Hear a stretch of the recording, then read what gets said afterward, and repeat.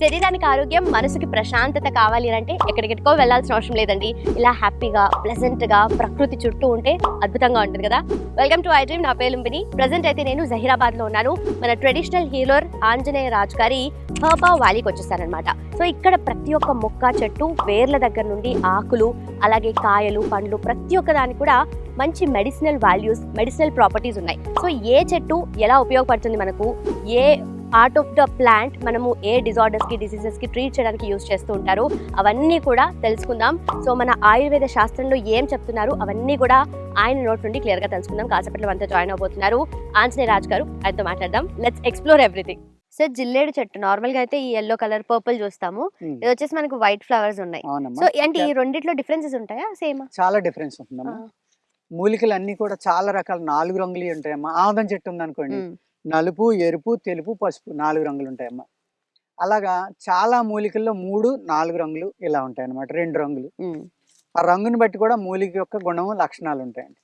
ఈ రెండాటిలో మీరు 2 చేతిలో పెట్టుకున్నారు కదా, తెల్ల జిల్లేడు లక్షణాలు చాలా ఎక్కువ అమ్మా. మూలిక ప్రాపర్టీస్ ఇందులో చాలా ఎక్కువ ఉంటాయి తెల్ల జిల్లేడులో. దీన్ని కాయకల్ప చికిత్సకుండా ఈ తెల్ల జిల్లేడు అనేది వాడతారమ్మా. అంటే యాంటీ ఏజింగ్ గా కూడా దీన్ని వాడతారు. కానీ చాలా వేడిదమ్మా ఇది. ఆయుర్వేద శాస్త్రంలో దీన్ని ఒక విషం కింద చూస్తారు. ఇప్పుడు మోడర్న్ ఆయుర్వేదాలో. పూర్వం చక్కగా వాడేవారు. ఈ జిల్లేడుతోటి ఏ రకమైన మీరు మెడిసిన్ తయారు చేసినా షెడ్యూల్ ఈ డ్రగ్ అని రెడ్ మార్క్ తోటి ఇస్తారమ్మా. జాగ్రత్తగా వాడాలి, ఇది ప్రమాదకరమైంది. ఈ జిల్లేడు పువ్వుకు ఒక గుణం ఉంటుందండి, మొగ్గకు ఒక గుణం ఉంటుంది. ఆకు గుణం సెపరేటు, కాడ సెపరేట్. ఆస్తమాకి తగ్గించడంలో కానీ, లంగ్స్ కి సంబంధించిన వ్యాధులు తగ్గించడంలో ఒక చక్కని మూలిక ఈ జిల్లేడు. ఈ మొగ్గ ఉంది కదమ్మా, ఈ మొగ్గని ఇలా కోసి దీంట్లో ఒక లవంగ మొగ్గ పెట్టాలి, జాగ్రత్తగా విడదీసి. ఇలాగా ప్రతి మొగ్గకి ఒక లవంగ మొగ్గ పెట్టి ఒక కుండలో వాసిని కట్టి పైన మూకుడు మూసి వాసిని కట్టేసి వారం వదిలేయాలి. ఆ తర్వాత ఆ లవంగ మొగ్గతోటి సహా ఈ మొగ్గని నూరుకుని నీళ్లు జిమ్మి శనగల్లాగా మాత్రలు కట్టుకుని ఉదయం ఒకటి సాయంత్రం ఒకటి వేసుకుంటే ఎన్నో సంవత్సరాల నుంచి ఉన్న నాజల్ ఎలర్జీస్ అన్ని కూడా రిలాక్స్ అవుతారు. అలాగే ఈ జిల్లేడులో ఈ రెండాటిలో ఏదైనా సరే సమూలం అంటే వేరుతోటి సహా తీసిన తర్వాత చిన్న చిన్న ముక్కలు కట్ చేసి ఆరబెట్టమ్మా. దాన్ని భస్మం చేస్తాం. ఆకు భస్మం. ఆకు జిల్లేడిని ఆకు అంటారు హిందీలో. దీన్ని భస్మం చేసిన తర్వాత అందులో తేనె, త్రికటకాలు ఇలా కొన్ని మూలికలు కలిపి ఓ మాత్ర చేసి ఇస్తే ఎన్ని సంవత్సరాల నుంచి ఉన్న ఉబ్బసం అయినా సరే తగ్గుతుంది. ఆస్తమా 3 అంటే వాళ్ళ యొక్క తీవ్రతను బట్టి, వయసుని బట్టి, వాళ్ళ ఇమ్యూనిటీని బట్టి ఉంటుంది. ఇప్పుడు ఎలా ఉంటుందంటే ఒక నవాల్జీని వాడితే తలపోటు తగ్గినట్టుగా ఆయుర్వేదంలో అబద్ధం. ఇక్కడ చాలా ఫ్యాక్టర్స్ ఉంటాయి అన్నమాట. మీ శరీర తత్వం, అదేవిధంగా మీ వ్యాధి యొక్క తీవ్రత, మీ ఆహారం అలవాట్లు, మీ వ్యాయామం, ఇన్ని రకాలైన ఫ్యాక్టర్స్ మెడిసిన్ మీద ఆధారపడి ఉంటాయండి. అలాగే మీరు పాజిటివ్గా ఆలోచిస్తున్నారా, నెగిటివ్గా ఆలోచిస్తున్నారా? ఒక హెర్బ్ ఉంది, దీంతో మందు చేసాం, తింటామంటే చేదుగా ఉంది, ఈ చేదుగా ఉందని తిట్టుకుంటా. ఎందుకంటే దీంట్లో కూడా ఆటమ్స్ ఉంటాయి, అణువులు ఉంటాయి. అణువులు సమ్మిళితమే ఈ సృష్టి అంతా నిర్మాణం. ఆ ఆటంకి న్యూట్రాన్స్, ఎలక్ట్రాన్స్, ప్రోటాన్స్ ఉంటాయి. మళ్ళీ అది మనం దాన్ని చూడగలిగిన ఒక లెన్స్ తోటి చూస్తే దాని చుట్టూరు మూమెంట్ కనపడుతుంది. అంటే అక్కడ ప్రాణం ఉన్నట్టే కదా. అప్పుడు ఏమైందంటే ఈ సృష్టి అంతా ఆ ఆటమ్స్ యొక్క నిర్మాణమే కాబట్టి, ధాతువులన్నీ కలిస్తేనే మ్యాటర్ ఏర్పడింది కాబట్టి, ప్రతి ధాతువులోని ప్రాణం ఉంది కాబట్టి ఈ సృష్టి అంతా ప్రాణం ఉంది.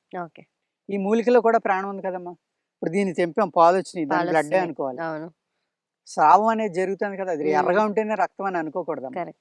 అంచేత ఆయుర్వేదంలో ఏమంటారంటే ఈ మూలికని కలెక్ట్ చేసేటప్పుడు శనివారం వెళ్ళి దానికి నీళ్లు పోసి పూజ చేసి దండం పెట్టుకుని, నీలోని ప్రాణం ఉంది, నాలోని ప్రాణం ఉంది, నా ప్రాణాన్ని రక్షించడం కోసం భగవంతుడు నిన్ను తయారు చేశాడు కాబట్టి నా మీద కోపం తెచ్చుకోకుండా దయచేసి నా ప్రాణానికి వచ్చిన జబ్బు ఏదైతే ఉందో దాన్ని తగ్గించవలసిందిగా ప్రార్థిస్తున్నానని దండం పెట్టి మూలిక తీయాలమ్మా. అది ఆయుర్వేదంలో నిజంగా సిస్టమ్ అన్నమాట. ప్రతి జీవిని గౌరవించే అద్భుతమైన సిస్టమ్ అనేది సనాతన ఆలోచన రీతిలో కూడా అలా ఉండాలి. అప్పుడే అతను వైద్యుడు అవుతాడు. ఆ విధంగా ప్రేమతోటి దీన్ని తీసి తినేటప్పుడు కూడా ఇది నా ప్రాణాన్ని కాపాడే ప్రాణం ఇందులో ఉంది కాబట్టి నువ్వు నన్ను తగ్గించని ధన్వంతరి మంత్రం చదివి కనుక మీరు మూలిక వేసుకుంటే తగ్గని వ్యాధి అంటూ ఉండదమ్మా. నాకు తెలిసిన సైన్స్ అది. అందుచేత ఈ జిల్లేడు అనేది అనేక వ్యాధుల మీద పనిచేస్తుందండి. దీని వేరు అలాగే ఇప్పుడు ఈ ఆకు చూడండి, దీన్ని ఇలా నలిపారు అనుకోండి, వచ్చింది కదమ్మా పౌడర్ లాంటిది. ఈ పౌడర్ని ఇలా నలిపితే అమ్మ పౌడర్ వస్తుంది. ఇలాగ దీన్ని ఒక ఉండ తయారు చేసి ఒక బఠానీ గింజ అంతా దీన్ని బెల్లం మధ్యన పెట్టి మింగించాలి. మింగిస్తే ఏమవుతుందంటే ఒక వాంతి అవుతుంది. ఒక వాంతి అయ్యి బాడీలోకి ఎక్కిన విషం కిందకి దిగిపోవాలి. విరుగుడు విషాలకు విరుగుడు అన్నమాట ఇది. అదే విధంగా ఇది ఇలా తెంపినప్పుడు ఈ ఆకు తెంపాం కదమ్మా, ఒక డ్రాప్ మిల్క్ వస్తుంది ఎర్లీ మార్నింగ్ అయితే. ఇప్పుడు ఎండగా ఉంది కాబట్టి లేట్ అవుతుందమ్మా. ఇక్కడ వచ్చింది చూడండి ఒక డ్రాప్. ఈ డ్రాప్ జస్ట్ ఒక గ్లాసు పంచదార పానకంలో అలా అంటే ఆ డ్రాప్ పడ్డది కదమ్మా, ఆ ఒక్క డ్రాప్ చాలు. అది పరగడుపున తాగాలి. అంటే స్టమక్ ఏ విధమైన ఆహారం తీసుకోక ముందర అది తాగితే ఒక అరగంట లోపల వామిటింగ్ అయ్యమ్మా, మీ లంగ్స్లోని మీ గుండెల్లోని మీ కంఠంలోని ఉన్న కఫం అంతా బయటికి వెళ్ళిపోయి శ్లేష్మం అనేది మీ ఊపిరితిత్తులు ఫ్రీ అయిపోయి మీ కంఠం ఫ్రీ అయిపోయి చక్కగా శ్వాస తీసుకుని ఆకలి పెరిగి ఆరోగ్యంగా ఉంటారు. ప్రతి ఒక్క పార్ట్ అంటే అసలు నిజంగా ఈ పొడితోను కూడా లాభాలు ఉన్నాయంటే. పూర్వం ఏం చేసేవారంటేనమ్మా, ఈ పొడిని బెల్లంతో కలిపిచ్చి అతనికి ఇచ్చిన ప్రతి 10 నిమిషాలకి పంచదార తినిపించేవారు. పాము విషం తలకెక్కితేనమ్మా పంచదార తీపిగా ఉండదు, చప్పగా ఉంటుంది. అందుకు పంచదార తీపి అని తెలిసిదాకా ఉప్పు తినిపింతే ఉప్పగా ఉందంటే ఇంక ఈ మందు ఆపేసేవారు. అప్పుడు దాకా గంటకి ఒక్కొక్క మాత్ర ఇస్తే అతనికి వాంతి అయ్యి ఆ విషం అనేది విరిగిపోయి అతనికి ఎప్పుడైతే ఉప్పు పంచదార టేస్ట్ తెలిసిందో అదే రుజువు అన్నమాట విషం దిగిపోయినట్టు. అప్పుడు మందు ఆపేసేవారు. ఎన్ని గొప్ప టిప్స్, అసలు సీక్రెట్స్ ఇవన్నీ అవునండి మీరు చెప్తుంటే తెలుస్తుంది. Thank you so much sir. నమస్తే అమ్మ.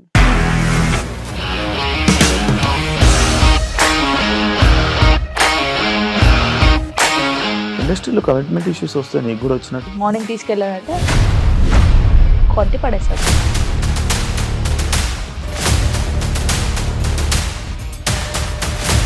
ఒక్కళ్ళు కూడా చూడలేదు ఈ సినిమా అని చెప్పడానికి కూడా చాలా ధైర్యం కావాలి. అది నిజం కదా, దాంట్లో ధైర్యం ఏంటి? ఇది నెక్స్ట్ డే ప్లేట్ మార్చేస్తే తప్పు కదా. As of now we are comfortable this అని నేను అనుకుంటున్నాను. రష్మిక గారిది మీది ఒకే ఊరంట కదా?